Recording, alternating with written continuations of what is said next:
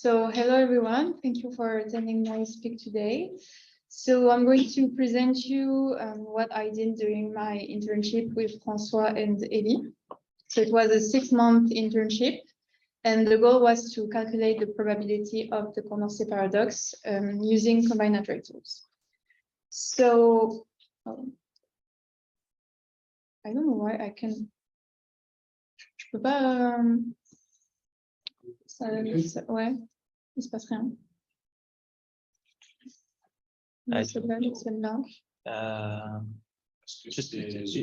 Essaye Alt-Tab à tout hasard pour vérifier que tu as bien le bon focus quand même. Oui, c'était pas le bon focus. Vas-y, essaye. Oh, thank you. That's what advisors are for. So a little overview on what I'm going to talk about. So first, I'm going to give you some vocabulary and definitions so that everyone can understand what I will say next. Then I will do a literal overview, and this will permit me to zoom on 2 contributions that we did during the internship. And then I will do a small conclusion. So first of all, I need to introduce you some voting theory. So the process of voting is that we consider that we have people that have preferences. And so the people, we are going to call them voters. And the preferences, they will have preferences among what we call candidates. And so the process of voting is just taking into account the preferences the voter express. And then we elect a winner. So voting consists of this edge right here. So this is representing a function. And so here, this notion of winner is linked to the notion of Condorcet paradox. And so that's why I need to introduce you some voting theory, because the Condorcet paradox is linked to this notion of winner. So during all my presentation, M will be the number of candidates and N will be the number of voters. And we consider that each voter has strict preferences over the candidates, which means that each voter can express a ranking among all the candidates with no equalities. And we are going to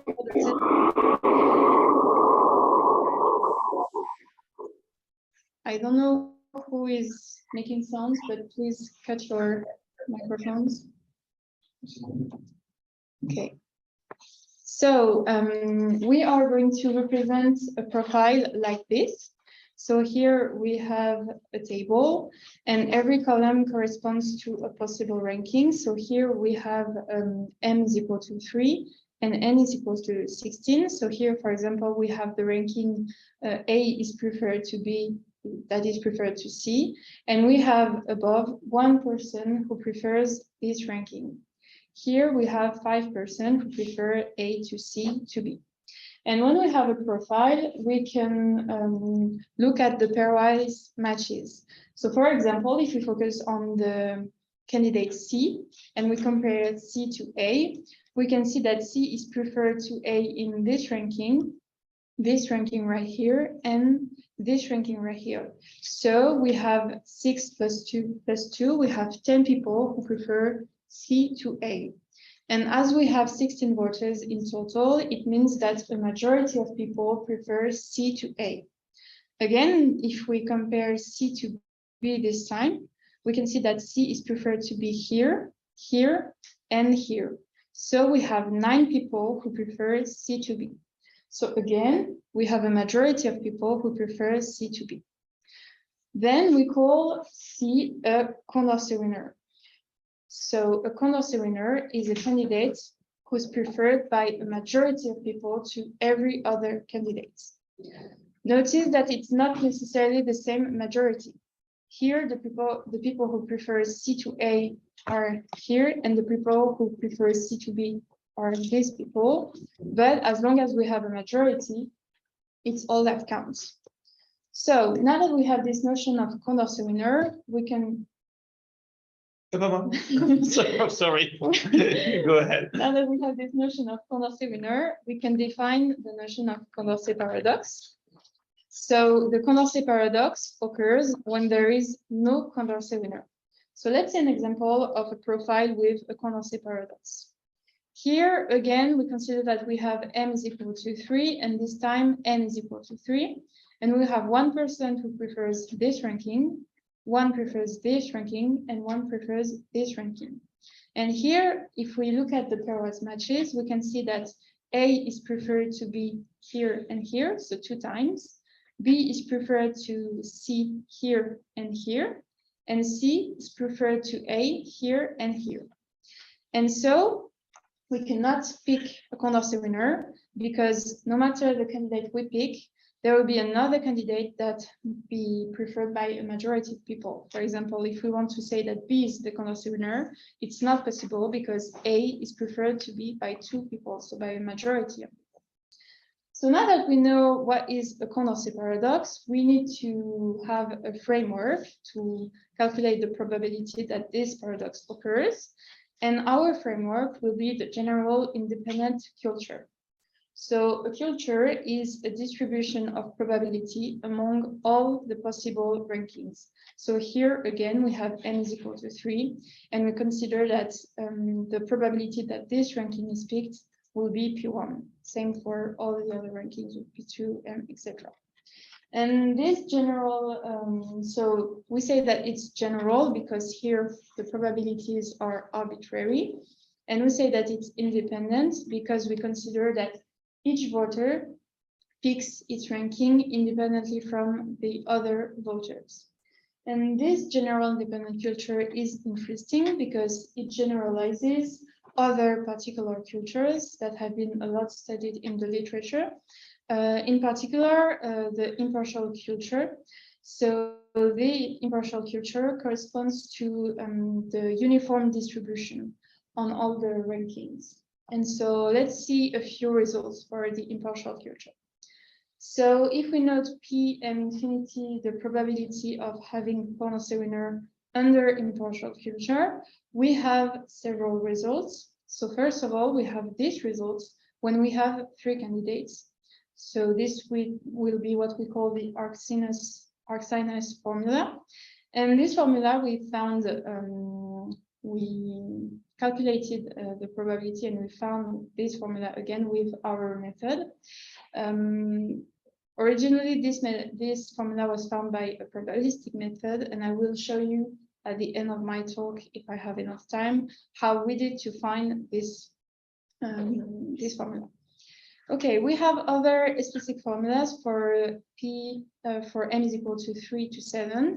They look a bit like this one. And then we have a general formula when we have an arbitrary number of candidates that is written right here. I'm not going to detail you what this corresponds because it's a particular case of what will come next, and I will detail the other formula that comes next. So this formula right here is a particular case of this formula that is for the general independent culture. So let's take a look at this quantity right here. We have again our probability of having a Condorcet winner, and it's equal to a sum of function right here. This sum represents is a sum on the candidates. And so for every candidate I here, the quantity right here is the probability that the candidate I is a Condorcet winner. And so here we have a function L, and this L represents a multivariate normal probability. So we need to give a bit of explanation about how these probabilities work to understand this global probability. So let's do a bit of theory on multivariate normal probabilities. So first, we will need the law of total probability. And this law of total probability just says that if we have 2 random variables, and if we have a probability that depends on both variables, if one of the variables take every possible values, and we sum on every possible values, then this probability right here will just be depending on the other variable right here. And so here it's in the discrete case, but it can be applied to the continuous case, which is what we will work with, because a multivariate normal probability is just a set of integrals right here. So it looks like this.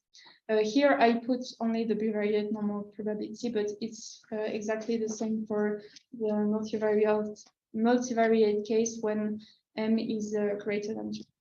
So we have this probability right here, with here a density function that is a normal Gaussian.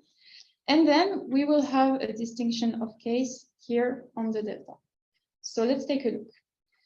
First of all, if one of them is equal to -infinity, then the probability looks like this. And we can apply the law of total probability and say that this probability right here does not depend on the first variable and is just equal to this quantity right here. If delta 1 is equal to infinity, then we have an integral on an empty set, and so all this quantity right here will be equal to 0. And this will be useful to calculate our final quantity right here, because now you can see that here the possible values that the delta can take are either -infinity, +infinity, or 0. And so this means that here the only integrals that will appear are when these delta here are equal to 0, because if the delta is equal to -infinity, then it disappears, and if it's equal to +infinity, then all the probability is equal to 0.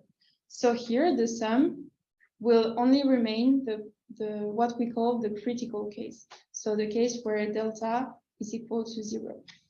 Now we need to define what are these lambda ij to understand fully this expression right here. So the lambda ij are expectation of a random variable that is named xij, and this random variable counts when the candidate I is preferred to j. And so lambda ij will be positive when I beats j in expectation. It will be negative if I is beaten by j in expectation, and it will be equal to 0 when I and j are quite equivalent in expectation. And so now if we link this to our probability, here the only integrals that will remain will be when the candidate I is equivalent to the others here. So it will be an integral on all the critical cases right here. And this notion of critical, subcritical, and overcritical is something that we have also in our method, and that will make that the analysis is different. So now that we have a bit of intuition on what happens about the probability, we can explain how we found again this probability and how we improved this expression right here. So what we did is that we used Combinatorics tools, and we used generating function. The principle is that we are going to, for example, take the candidate C and look at the probability that C is a Condorcet winner. So first of all, we will introduce variables that will, so we have x1 and x2, and x1 will count whenever A is preferred to C, and x2 will count when B is preferred to C. So here in this ranking, both A and B are preferred to C. So we will attach to this ranking the product x1, x2. Here, only A is preferred to C, so we only attach the variable x1. Here and here, we do the same thing, x1, x2 for this ranking, and x2 for this ranking. And here, C is on top, so we just put 1 and 1. And once we do that, what we do is that we multiply this monomials right here by these probabilities right here. And we obtain this polynomial right here. And notice that, for example, if we want to have access to the probability that a ranking is such that both A and B are preferred to C, it corresponds to this probability right here. So this will be useful later. So we have this polynomial, and what we will do is some coefficient extraction. So a bit of notation here. If we have a series that we can write this way, we will extract the coefficient xn. So here it's called extract the coefficient. And we will use this bracket notation just to denote the coefficient an. And here, if we do an extraction with here lower of or equal, it just corresponds to sum the coefficient a1, a2 until an.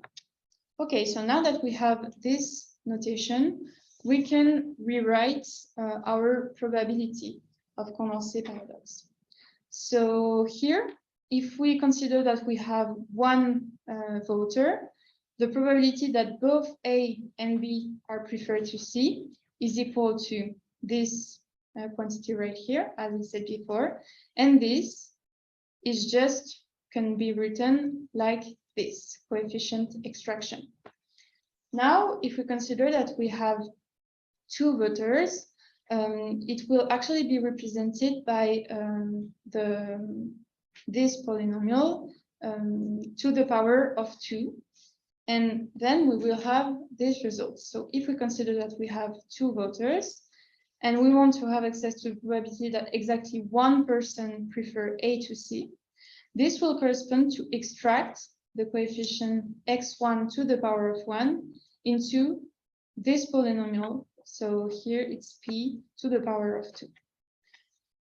Again, if we still have two voters, but now we want to have access to the probability that two people prefer A to C, we extract this time this variable, but to the power of 2 in the same polynomial. And now we can generalize these results. And if we have n voters and we want exactly k people who prefer A to C and L people who prefer B to C, it's equal to this coefficient extraction right here. So we have the polynomial to the power of n, and we extract x1 to the power of k and x2 to the power of L.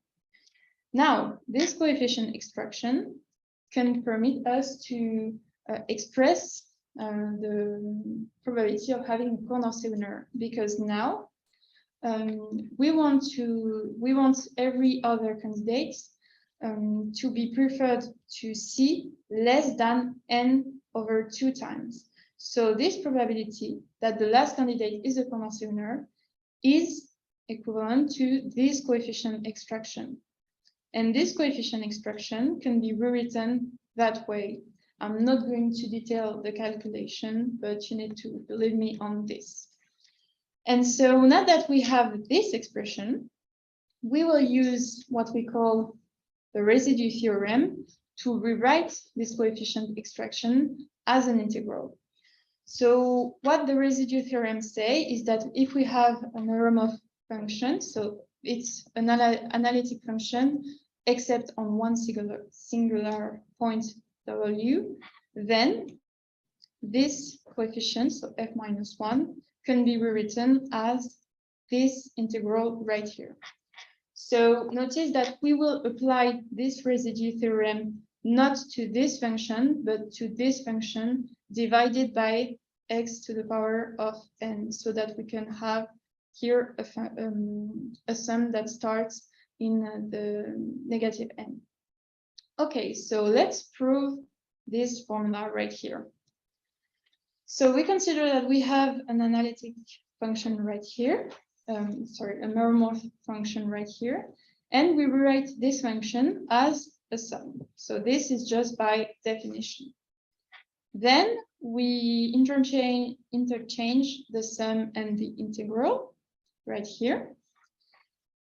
And then we can put this out of the integral and integrate on a circle. So we parameterize the circle and we obtain this formula right here. So this, we have changed it into this. And then we can, again, put out of the integral what does not depend on theta. And now, by definition, this integral is equal to 0, except if k here is equal to -1. And so finally, we have this. Okay, so now that we have this residue theorem, we apply it to our probability and we obtain this expression right here for our probability. So notice that again we have our polynomial here and we divide it by this x right here, as I said before. And now that we have this expression, we can write this quantity right here as an exponential. So this will permit us to use what we call Laplace theorem. So the theorem says that if we have an integral that has this form right here, so an exponential form right here, if the function inside the integral has finitely many critical points, so critical points are just extremums, then we can approximate this integral by this sum right here. So here is just a sum on all the critical points. And I'm not going to prove the theorem, but I'm going to give an intuition why it's proved. So if we look at a function that has one maximum, then, so here I just put some exponential function. If we multiply it by n, you can see that as n grows, we have the function right here that will be close to a Dirac function. And so you can see that the main contribution of the integral on all the paths will be localized into a small interval around the critical points. So here it's in the case where we integrate on R and on univariate function, but it's the same principle when we are into the convex and we are into the several variates case.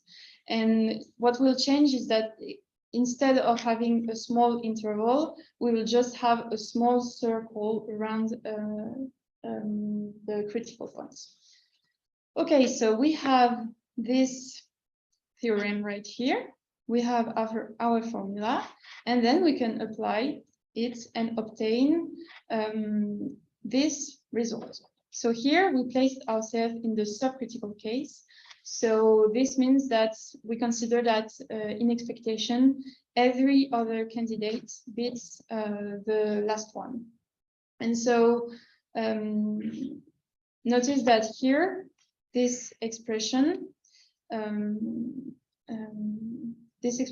tends to 0, which is a result that we already knew with the formula we saw before.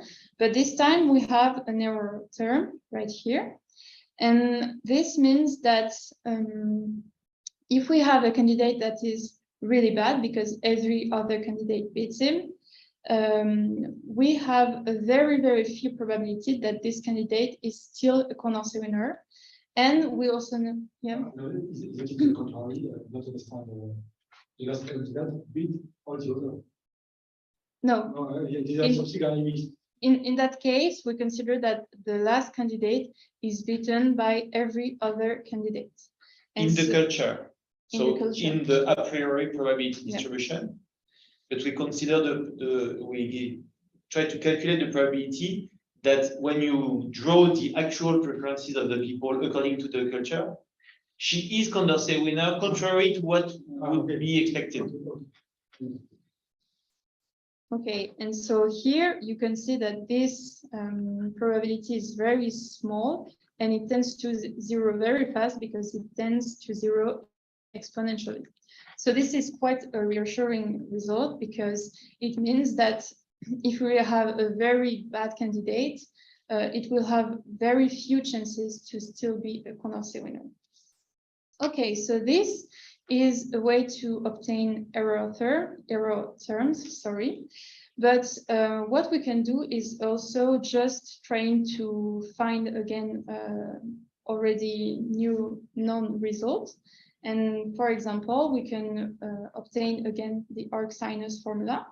So this time we place ourselves in the case where m is equal to 3 and in the impartial culture case. So things will be simplified. And then the probability to have a Condorcet winner will be again a coefficient extraction. And this time we can multiply it by 3 because every candidate will have symmetrical rows. And so this is the probability to have a Condorcet winner. Now we introduce this matrix right here, and we can have the limiting probabilities with this formula right here. I'm not going to detail everything, but the principle is the same. We do Cauchy integral using residue theorem. And here, this term right here just corresponds to doing a Taylor expansion. And so we obtain this multiplication right here. And this multiplication, we can expand it.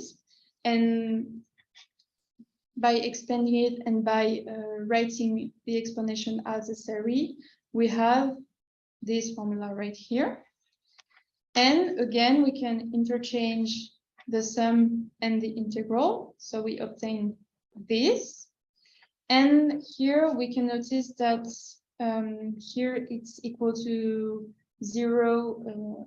It's not null if k is equal to 0 or odd, and we can rewrite this as this expression. And here we can find, we can recognize the Arc-sinus formula and obtain this formula that I showed you before. So to conclude, our main contribution is first that we can have access to formulas that exist before, but we are also able to have more precise results because this time we have error terms. And what's really interesting in what we did is that it's a new method because we use combinatoric analysis, and this type of combinatorics was never used before. And what's really nice with this method is that it's adaptable to other problems. So for further works, what we would like to do is to adapt first our method to other cultures, because we only did the calculation for general independent culture and impartial culture, but it can also be adapted to other ones, such as Poisson culture. And then we can, we would like to adapt our method to other voting problems. So for example, instead of calculating the probability of Condorcet paradox, we could calculate the probability that there is no cycle into the order. So for example, because the Condorcet paradox corresponds to a cycle around the winners, but we could ask that there is no cycle at all. And we can also develop new methods to other voting problems. For example, we could use one thing we would like to do is to use computer algebra. So it's another field of combinatorics. So here are the references, and if you have any questions, I would be glad to ask. To respond, sorry.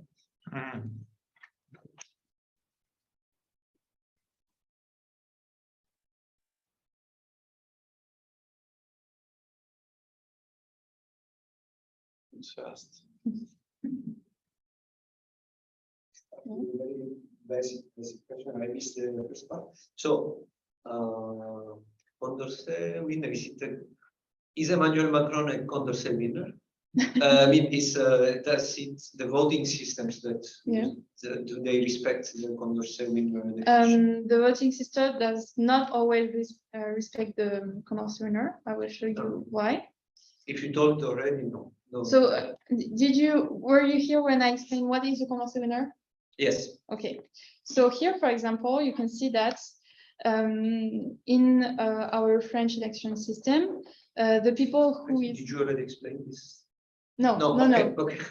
So in the French election system, there will be candidate that is eliminated after the first round, right? And the candidate that will be eliminated here is the candidate C, because here you can see that only 4 people place C on top.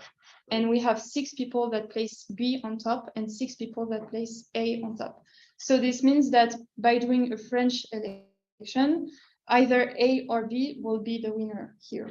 And you can see that I explained that C is the Condorcet winner. So it does not always respect that.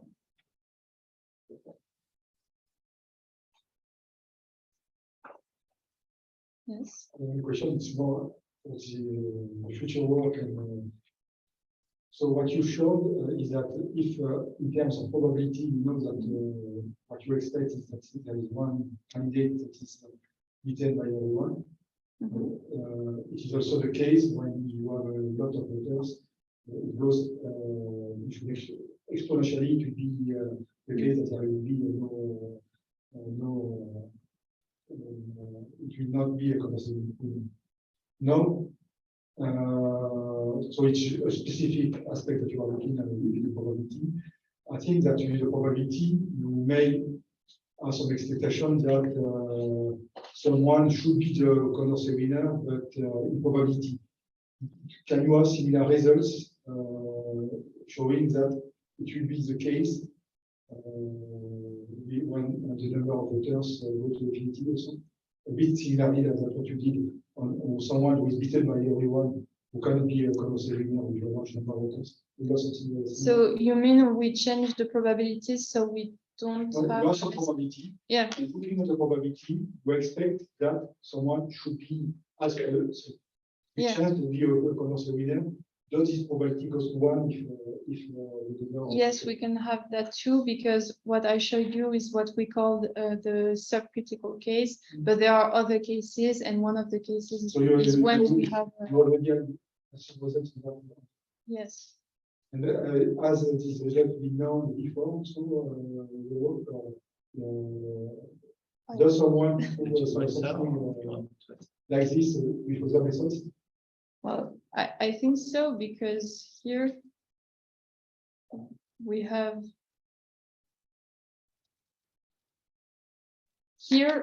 they do a distinction of case on every possible cases. So they have yes and no, because in fact, essentially all the existing results deal with the limits.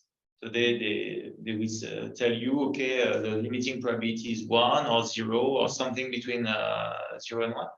But I think that none of them give you asymptotic development. Okay.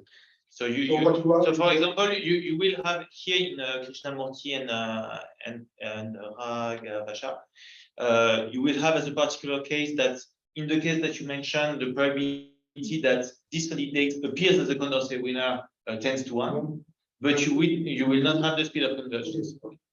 And that's typically the kind of things that we think we can have. Did you say to Yeah, we work on it. So some people more than others, but we work on it.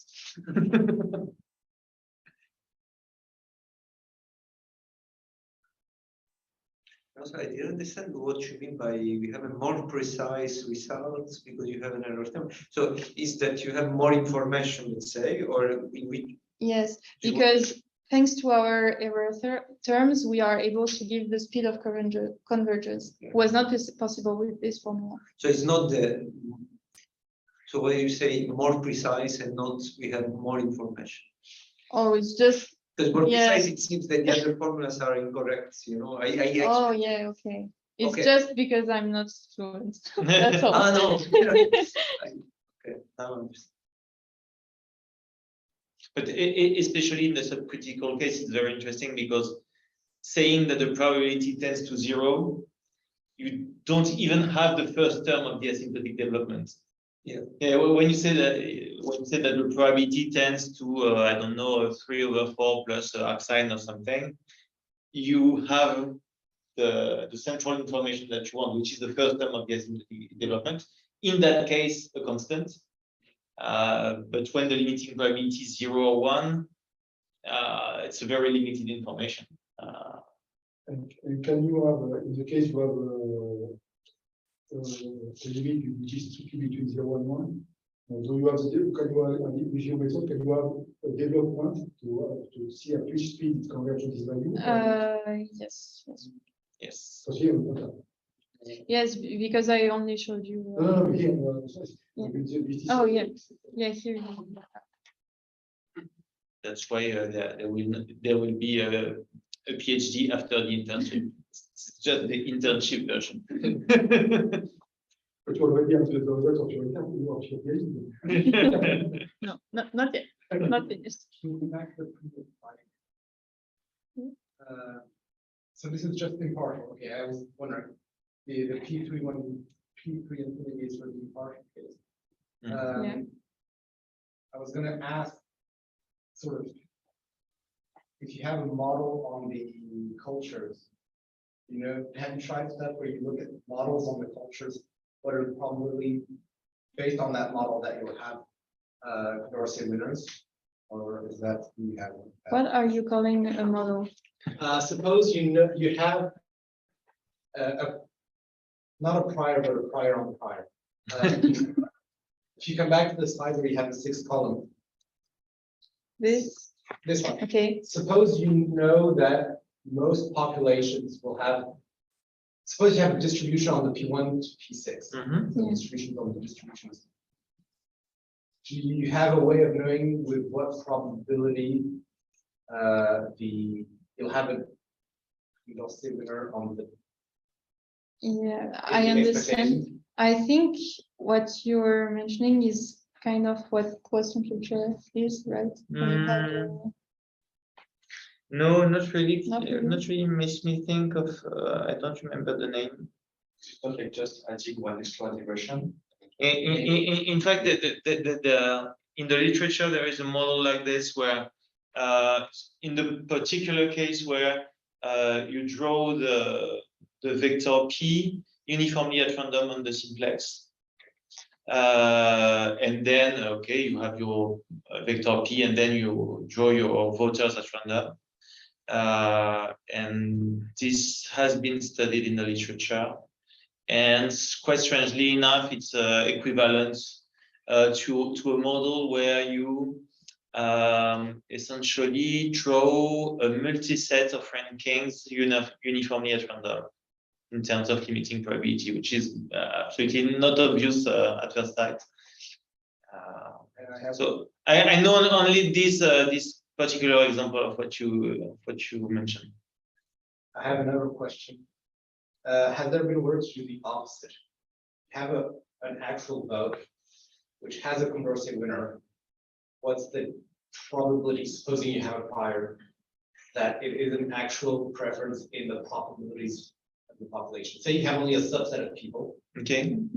And you know there's a Condorcet winner when that subset votes. Okay. What's the probability that if I took the entire population, I would have that that Condorcet winner as well? This is more the statistics approach to. Yeah, I see your question.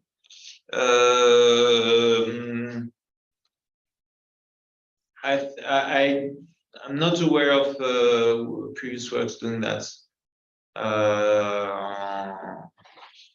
And yeah, essentially you could see either the most natural way would be to see it from a Bayesian point of view, the prior, as you said. Here with your results, kind of know that when you know the probability that you'll have a Condorcet winner based on your prior. Yeah. And you know like how, I don't know how to say this. It feels like you have information on how much of a Condorcet winner you have. You could do the opposite, saying if this is a real big Condorcet winner, or is it just by a little that Yeah. will give you confidence interval? The only thing that may be a bit weird in this way of approaching things is that when you have an actual population of voters, there is no probabilistic generator. This is why I was asking if you have a subset. Yeah, so yeah, the more interesting case would be to have a subset. But in that case, yeah, you have to ensure that it's a really random subset. So yeah, maybe the case of an opinion poll, quickly, you can ask this question. For what you said, it depends. You may infer the most probable probability. You know, Yeah. It's formulated mathematically. But you can see, infer from an exact way, an exact knowledge about the population of the vote. Infer what is the most probable probability distribution that would give this result. Yeah, sure. Yeah, sure. I have another question. I think I have an answer, but I'm not sure. Here you have order, but you may have utilities. Yes. Instead of order, but from utilities you can derive order. If you have a distribution on the set of utilities, which is universal, if I remember well. Yes. Does this generate general independent future as it is defined here? I think so, but As soon as your voters are independent, yes. yeah, yeah. Mm. Yeah, we should independence of voters. Yeah, if your voters are independent, yeah, because anyway, your distributions on the utilities will induce a distribution on the right click. The probability that two voters are, Two candidates are not tied. Just it's negligible. Yes. I was pretty sure the result they wanted to compare. Yeah, yeah.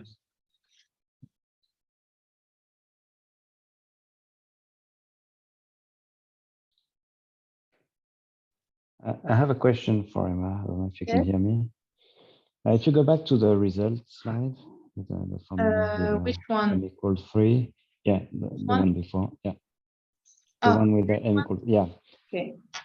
So you mentioned you have other formulas for m equals 4, 5, 6, 7. You don't put them in the slide because you were not able to reduce them to a nice form like you did for 3, or? No, actually, it can be reduced to some kind of to a form that looks like this with Arc-sinus, but I just didn't want to have too many things on the slide, so that's why I did not put it. But okay. So it's similar. Yeah, it's similar. I think just for 6 and 7, maybe we have integrals that are not explicit like this. That it's just integrals, but yeah, it looks like this, but yeah. I have a question on the slide. So for 8, there is no results, for example. I think not.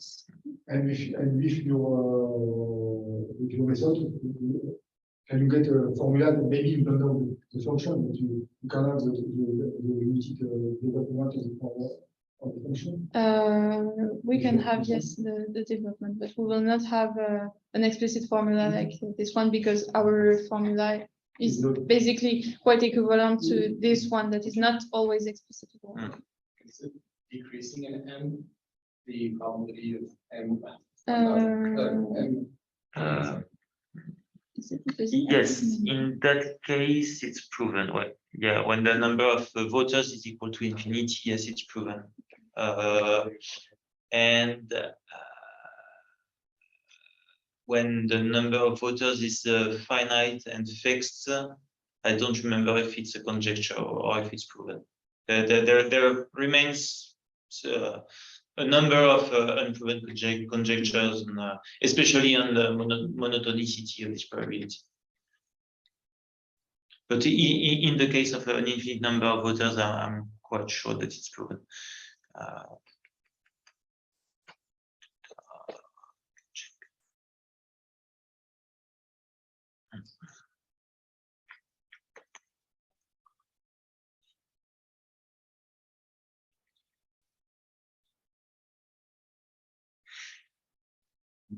monotonicity results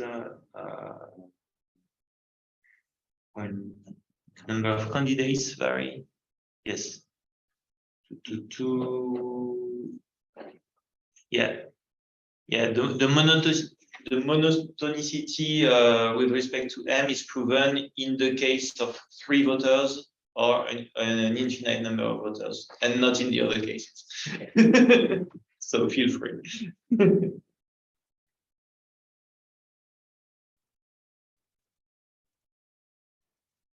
And does your method could give some results at general or I think when we discussed about monotonicity, Elie was quite convinced that this method will not work. But I think maybe he talked about computer algebra for monotonicity Yes, results. yes. But it was quite a long time ago, so Yeah. I don't remember. But yeah, generally, so I'm not the expert in combinatorial analytics in the group, as you may have understood. But the impression I was under is that combinatorial analytics is extremely efficient to compute asymptotic developments, in particular, limiting probabilities, stuff like that. But for monotonicity results for finite values of the parameters, I don't know if it's really the best tool. Yeah. So you have the speed of convergence for the, for example, for 3. Do you put it on the board or not? I don't recall. Basically, the question is, does it converge rapidly or slowly? For this, basically always converge rapidly. Physics is a later. So in logic, it's famous. Yeah.